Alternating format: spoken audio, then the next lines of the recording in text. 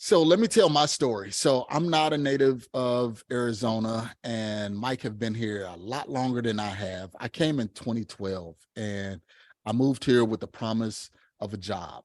So brought my family 2,500 miles across the country to the great state of Arizona, thinking I had a job, thinking I had everything well. I had been married for about 3 years. I had a 3-year-old, a 4-year-old, and a 10-year-old, and the job was rescinded. So I was here without a job, had no car, no job, and literally I did not have a bed. Me and my wife, we were sleeping on the floor because we wanted to make sure the kids were squared away first. But I got back on my feet through real estate because that was what I wanted. So uh, but then I heard a podcast, actually, when we was traveling across country, heard a podcast on Bigger Pockets, and they were talking about, driving for dollars and direct mail and what you need to do. And I had no idea what they were talking about. But lo and behold, when that job offer was rescinded, I always knew that real estate was something that I wanted to do. So I really started digging in. During this time, 2012, the courthouse steps was still pretty vibrant, but not like it was in 2010, 09, and things like that before I got here.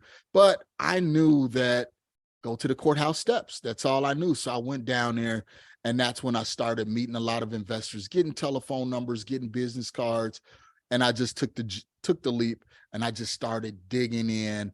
And because I stayed, by the grace of God, because I stayed committed and it was something that I really wanted to do, my life changed and my story changed because of real estate. And how did it change? These are some of the things that happened. I was on Bigger Pockets, started out with $200 investing for profit and cash flow. Podcast is one of the top 25 in April of 2022, and have a loyal follower of subscribers on Instagram, Facebook, and YouTube. But what I really, really enjoy is, what I did to start having success. So these are actually checks and actual settlement statements where our company made $33,000 here on a deal. This was a virtual deal, never been to the property. Here was a deal that we did where we made $80,000, wholesale deal.